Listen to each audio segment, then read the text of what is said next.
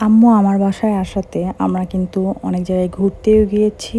সাথে আম্মু কিন্তু অনেক মজার মজার আইটেমও করেছিল। পিঠা, ব্রেড পিজার সাথে মালাই চপও কিন্তু ছিল। এই সব কিছু নিয়েই থাকছে আজকের ব্লগ। হ্যালো এভরিওয়ান, আসসালামু আলাইকুম, welcome to my new blog. ফার্স্টেই সকালে আমরা রেডি হয়ে বের হয়ে গেলাম। দেখি আজকে কোথায় যাওয়া যায়। অ্যাকচুয়ালি ফার্স্টে আমরা একদমই প্রিপেয়ার ছিলাম না যে কোথায় যাব। আজকের ওয়েদারটা কিন্তু ছিল একদম মারাত্মক পরিমাণে সুন্দর। তো এই তো সুন্দর ওয়েদার দেখতে দেখতে আমরা চলে যাচ্ছিলাম চা বাগানের ভিতর দিয়ে একটা শহীদ স্মৃতিসৌধ দেখতে। আর চা বাগানের কথা কি বলবো, বরাবরই সুন্দর। আর এই টাইমটাতে সিলেট অসম্ভব পরিমাণে সুন্দর লাগে, যেহেতু বর্ষার সিজন। সিলেট অঞ্চলে ঘোরার জন্য কিন্তু বর্ষার সিজন একদমই পারফেক্ট। চা বাগানের ভিতর দিয়ে কিন্তু সরু রাস্তাও আছে, আমরা সেদিক দিয়ে যাচ্ছিলাম। অনেকগুলো বাংলো পেরোতে হয়, তো আমরা এদিক দিয়ে যেতে যেতে দেখছিলাম যে চাও তুলছিল তারা। কথা বলতে বলতে আমাদের গন্তব্যস্থলে পৌঁছে গেলাম। এখানে কিন্তু বিশাল বড় একটা বুলেটও তৈরি করা আছে, যেহেতু এটার নামই ছিল শহীদ মুক্তিযোদ্ধার স্মরণে স্মৃতিসৌধ। আমি আপনাদের সুবিধার্থে একদমই ক্লোজ করে এটা দেখানোর চেষ্টা করছিলাম। এটার নাম হচ্ছে মহান মুক্তিযুদ্ধের তেলিয়াপাড়া। সাথে কিন্তু এখানে বসার অনেকগুলো জায়গাও করে দিয়েছে। আর এর সামনেই কিন্তু ছিল বিশাল বড় একটা ছড়ার মতো। এটা কেন জানি মনে হচ্ছিল কাইন্ড অফ মাধবপুর লেকের মতো দেখা যাচ্ছিল।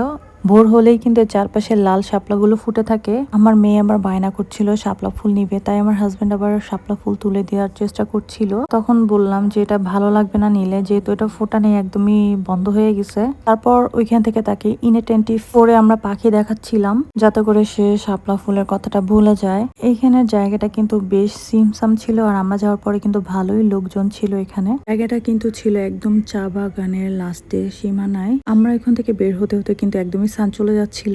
তারপর আবার সেই চা বাগানের ভিতর দিয়ে আমরা ব্যাক করছিলাম। এই জায়গাটা কিন্তু একদম ইন্ডিয়ার পাশের বর্ডারে, আর একটু কাছে গেলেই ইন্ডিয়ার বর্ডারটা আমরা ক্রস করে ফেলতাম। তারপর সেই আবার নীল আকাশ, চা বাগান দেখতে দেখতে আমরা চলে আসলাম চুনারু ঘাটে। এখানে বেসিক্যালি একটু থেমেছি, কারণ এখানে আমার হাজব্যান্ডের কাজ চলছিল। দেন ও একটু কাজের মনোযোগী দিয়ে এই ফাঁকে আমরা একটু টুকটাক ভিডিও করে নিলাম। আমার বেবিকে অনেক কিছু দেখাচ্ছিলাম। কোথাও গেলেও যে কোনো জিনিস নিয়ে এক্সপেরিমেন্ট করতে চায়, যেটা আমার একদমই ভালো লাগে না। তারপরও আমি ছাড় দিই, যেহেতু বাচ্চা মানুষ, যে কোনো কিছু নিয়েই তার হচ্ছে একটু কৌতূহল বেশি থাকে, আর বেবিদের থাকবে, এটা একদমই নর্মাল। তারপর দেখলাম এদিকে রাখাল অনেকগুলো গরু নিয়ে যাচ্ছিল। এগুলো সব কিন্তু পাহাড়ি গরু। তো আর একটু সামনে হেঁটে গিয়ে আমরা মাংকি দেখছিলাম। সাতছড়ি এলাকার মধ্যে সম্পূর্ণটাই কিন্তু জঙ্গল। এই জঙ্গলের মধ্যে অনেক প্রাণী আছে, তার মধ্যে মাংকিগুলো একটু বাইরে বের হয় বেশি। আমার মেয়ে আবার এখানে দাঁড়িয়ে দাঁড়িয়ে ও দেখবে মাংকি, তো ওর জন্য আবার দাঁড়ালাম কতক্ষণ। মাংকি কিন্তু আমার বাসার আশেপাশেও দেখা যায়, বাই দ্য ওয়ে। এখানে আবার ও পেঁয়াজু খাওয়াচ্ছিল, এই জন্য আমার মেয়ে বলছে ও খাওয়াবে পেঁয়াজু, কিন্তু সাহস পাচ্ছিল না দাঁড়ানোর। এরপর আমরা আবার চলে যাচ্ছিলাম সামনেই তো সেই সাতছড়ি গেটটা আর কি। যেতে যেতে কিন্তু আমার মেয়ে আবার আমার ভিডিও করছিল। এরপর দেখলাম ও আম্মুর ভিডিও করা শুরু করে দিছে। অলরেডি কিন্তু এখানে আম্মু ঘুমানো স্টার্ট করে দিছে। তারপর আমরা একটু চুনার ঘাটে নামলাম। এখানে এত পরিমাণ মানুষের ভিড় ছিল, মানে সেই উঁচু উঁচু পাহাড়ে গিয়েও তারা ছবি তুলছিল। এই জায়গাটা কিন্তু অনেক অনেক ফেমাস। এরপর আমরা আবার নিচে নামলাম। এখানেও আমার হাজবেন্ড দেখাচ্ছিল সে কোথায় কোথায় কাজ করেছে, আর এই রাস্তার কি অবস্থা।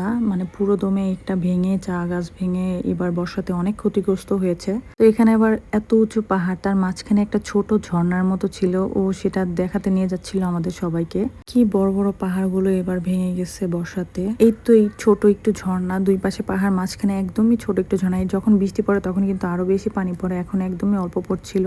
আর পাহাড়গুলো কিন্তু সম্পূর্ণ মাটির তৈরি ছিল, একটুও পাথর ছিল না। তারপরেই তো আমরা হেঁটে যাচ্ছিলাম। সামনের এই জায়গাটা কিন্তু যখন বৃষ্টি পড়ে তখন একদমই ছড়ার মতো চলে যায়। এখন অলরেডি শুকনা আছে, যখন বৃষ্টি পড়ে আর কি। আস্তে আস্তে সন্ধ্যাও নেমে আসছিল। চাঁদটা কিন্তু মাশাআল্লাহ দেখতে ভালোই লাগছিল। এখানের ওয়েদার গুলো আসলে অনেক সুন্দর। চুনারুঘাটের এই চা না খেলে কি হয় বলেন। ঘোরাঘুরি শেষ করে আজকের মতো আমরা বাসায় চলে যাচ্ছি। অলরেডি সন্ধ্যা হয়ে আসছিল। এই তো বাসায় গিয়ে আবার আম্মু অনেক মজাদার আইটেম করেছিল আমাদের জন্য। এখানে আম্মু জামাই পিঠা বানাচ্ছিল, যেহেতু এই পিঠাটা আমার হাজবেন্ড খুবই পছন্দ করে, তাই আম্মুকে বললাম বানিয়ে দিতে। যেহেতু আমি এই পিঠাটা একদমই বানাতে পারি না, তাই রাত জেগে জেগে আম্মু এই পিঠাগুলো তার জন্য বানিয়েছে।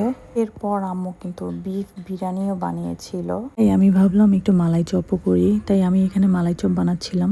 এরপর আমি আবার এয়ার ফ্রাইয়ে ব্রেড পিজাও বানিয়েছিলাম। ফাস্টফুডের মধ্যে সব থেকে বেশি আমাদের পিজাটাই খাওয়া হয়। সাথে আমার মেয়ে কিন্তু অনেক লাইক করে সসেসের পিজাগুলো, এজন্যই আমি বাসায় ম্যাক্সিমাম টাইমে পিজা বা বাসায় ব্রেড পিজা সসেস দিয়ে বানিয়ে দিই ওর জন্য। তো এই তো আজকের মতো ব্লগ এখানেই শেষ করছি। সবাই ভালো থাকবেন, সুস্থ থাকবেন। দেখা হবে নেক্সট কোনো ব্লগে। ততক্ষণ পর্যন্ত আল্লাহ হাফেজ।